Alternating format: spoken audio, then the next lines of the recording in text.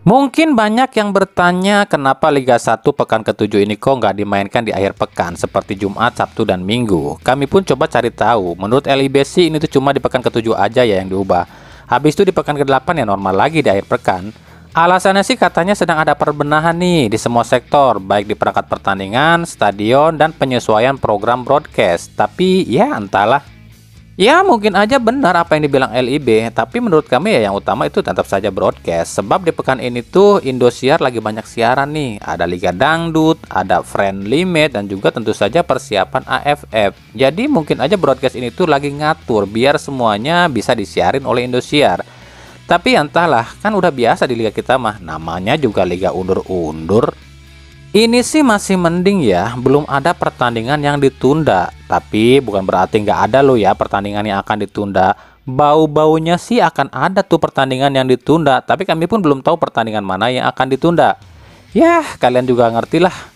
Liga kita ini tuh 75%-nya bisnis, 30%-nya baru sepak bola. Ya, beginilah. Apalagi kita tahu lah. Yang nyarin liga kita ini kan bukan TV khusus olahraga, tapi TV komersil. Ada sinetronnya, ada kuisnya, dan lain-lain. Beda kalau di liga luar negeri yang nyarin liga itu ya TV khusus olahraga seperti Sky Sport, beIN Sport, dan lain-lain. Jadi ya nikmatin aja lah sampai kalian muntah.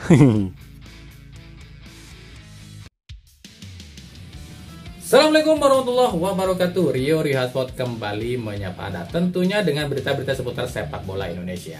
Gimana kabar kalian hari ini? Semoga saja selalu sehat walafiat dan gak ada kekurangan satupun ya.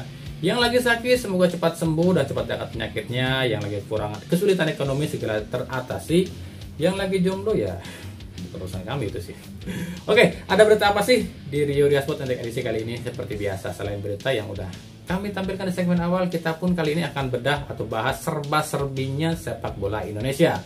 Ada dari klub-klub Liga 1, Liga 2, dan juga Timnas Indonesia. Nah, kita akan bedah sama-sama ya. Kita santai aja, nggak usah terlalu buru-buru. Sambil ngopi ya, sambil kerja mungkin ya.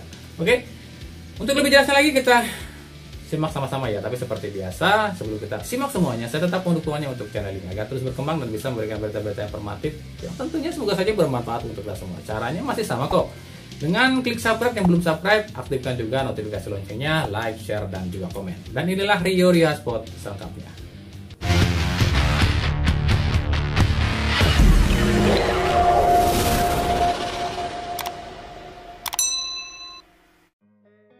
Dari persiapan Piala Dunia U17, Presiden Jokowi secara resmi meminta para ketum PSSI Erick Thohir agar salah satu venue Piala Dunia U17 ini digelar di JIS. Meskipun banyak yang nolak ya. FIFA sendiri sudah setuju sih, cuma ya ini ada satu permasalahan yang disorot oleh FIFA, yakni soal rumput stadion JIS. Dulu stadion JIS ini rumputnya adalah jenis hybrid atau entah apalah namanya, kami pun kurang paham sih, dan katanya itu standar FIFA dan usulan FIFA.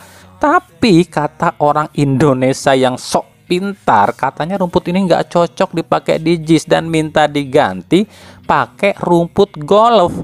Aduh. Tapi setelah FIFA berkantor di Jakarta dan memiliki kantor pribadi, akhirnya FIFA pun kembali meminta agar JIS ini pakai rumput jenis hybrid. Nah kan, pada sotoy sih orang Indo mah. Cuma satu hal yang kurang dari JIS menurut FIFA, yakni akses masuk JIS ini yang cuma satu. Ini yang menurut FIFA harus segera bisa dibenahi. Atau bolehlah pakai JIS, tapi penontonnya dibatasi.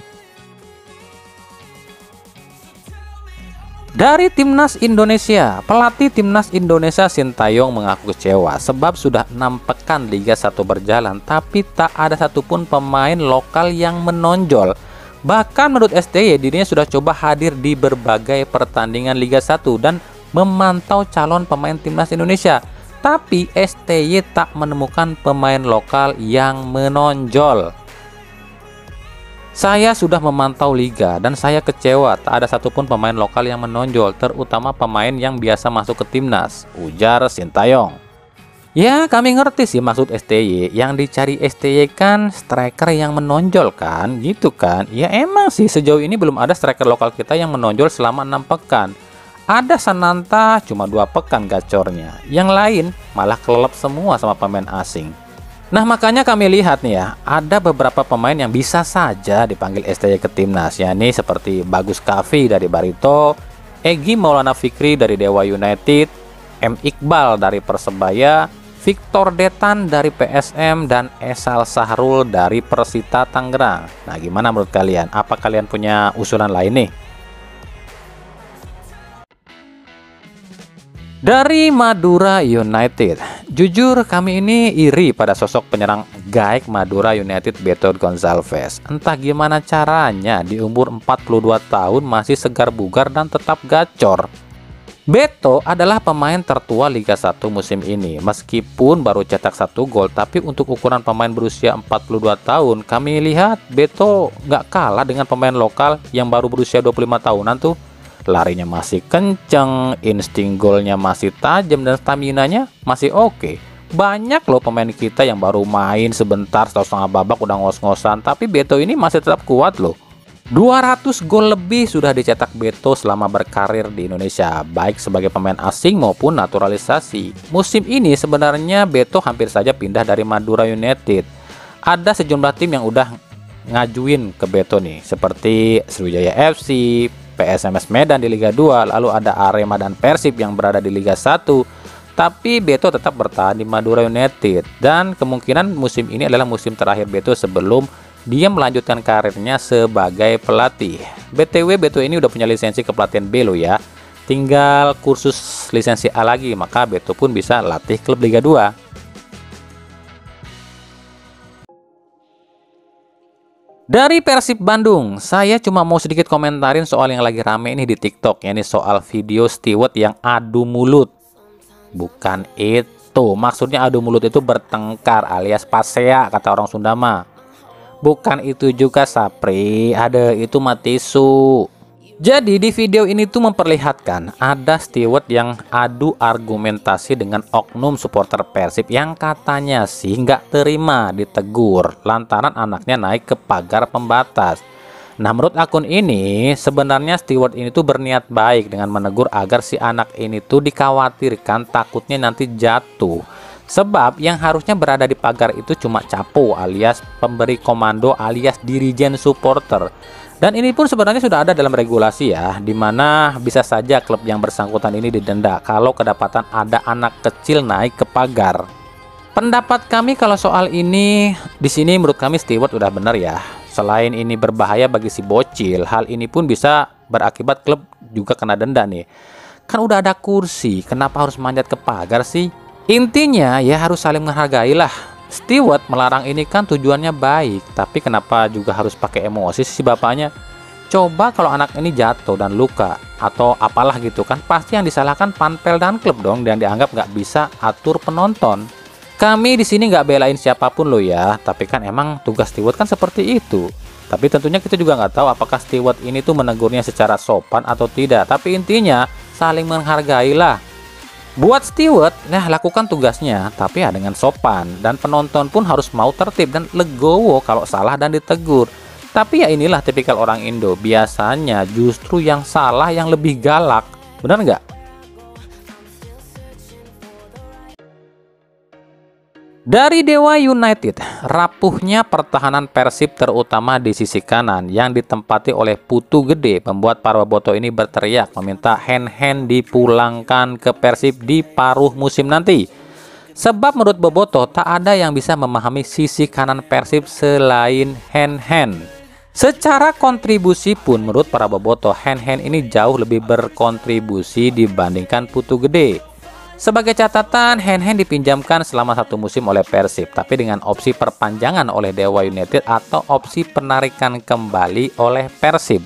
Di Dewa United sendiri, dari 6 pekan, Hen-Hen baru tampil sebanyak 2 kali, yakni saat melawan Persik Kediri dan Persis Solo. Itu pun baru 1 kali menjadi starter, yakni saat lawan Persis Solo.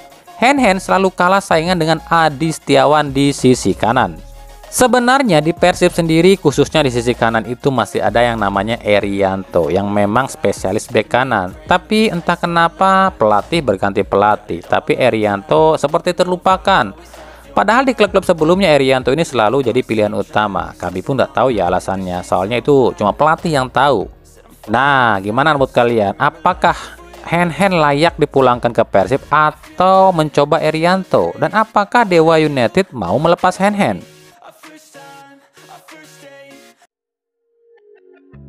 Dari Persija Jakarta jelang melawan Borneo FC di pekan ke-7, pelatih Thomas Doll sedikit pusing, terutama soal lini depan. Marco Simic yang belum bisa dipastikan apakah bisa ditampilkan di laga ini atau tidak, ditambah Witan Sulaiman yang cedera.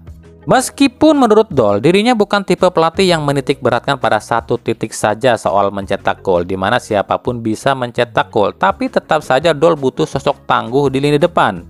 Harapan Thomas Doll cuma satu, yang di tim medis alias tim dokter Persija ini bisa segera menyelesaikan permasalahan cedera Simic dan Witan, sebab lawan yang akan dihadapin pun bukan lawan sembarangan, yakni Borneo FC. Di sisi lain, video soal kiper Persija Andri Tani yang ngomel-ngomel pada Rizky Ridho pun jadi viral. Para Jackmania sih ngedukung Andri Tani sebab katanya sih biasanya pemain yang diomelin Andri Tani ini akan jadi lebih bagus. Contoh Hansamu dan Hanif Syahbandi yang pernah diomelin juga jadi bagus. Tapi bagi para fansnya Rizky Ridho, apalagi para bonek, justru mengkritik hal ini. Pasalnya ini tuh Rizky Ridho loh, bek andalan timnas yang kemampuannya nggak diragukan lagi. Dan sejauh ini justru Rizky Ridho lah yang paling menonjol di lini belakang Persija. Ada yang bilang jangan cuma gara-gara satu kesalahan yang Rizky Ridho bikin, semua kinerja Ridho selama ini di Persija jadi buruk di mata netizen. Ya silahkan pendapatnya guys, no comment saya kalau soal ini. Dari Liga 2, ada Persekat Tegal yang kembali melanjutkan negosiasi dengan dua pemain asing. Yang pertama ada Tsukasa Watanabe, gelandang berusia 24 tahun yang saat ini main di Liga Laos bersama klub Luang Prabang. Yang kedua ada Johan Ela, penyerang asal Prancis keturunan Kamerun yang berusia 27 tahun yang saat ini main di Liga Laos bersama klub Vientiane. Lalu ada PSMS Medan yang kabarnya tengah negosiasi dengan winger asal Jepang Hiroya Kono berusia 24 tahun yang saat ini main di Liga 2 Malta. Kemudian ada PSCS Cilacap yang kabarnya membidik dua pemain asing, yang satu asal Uzbekistan sebagai bek, yang satu asal Brazil berposisi sebagai penyerang. Untuk bek asing asal Uzbekistan sendiri ada nama mantan bek Semen Padang Sukurali Fulatov yang kini main di Liga Bangladesh bersama klub Chittagong berusia 33 tahun. Sementara untuk striker sendiri ada nama David Oliveira berusia 26 tahun yang saat ini main di Liga 2 Malta bersama klub Zabar SP. Ingat, ini masih sebatas rumor loh ya. Oke, mungkin itu saja ya pembahasan singkat kita di edisi kali ini. Mohon maaf ya kalau masih banyak kekurangan di video-video kami ya.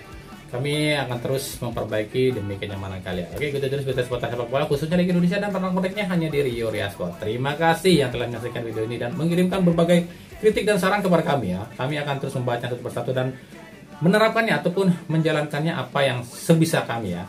Terima kasih ya. Sampai jumpa di video-video kami selanjutnya dan salam Rio Riasport. Assalamualaikum warahmatullahi wabarakatuh.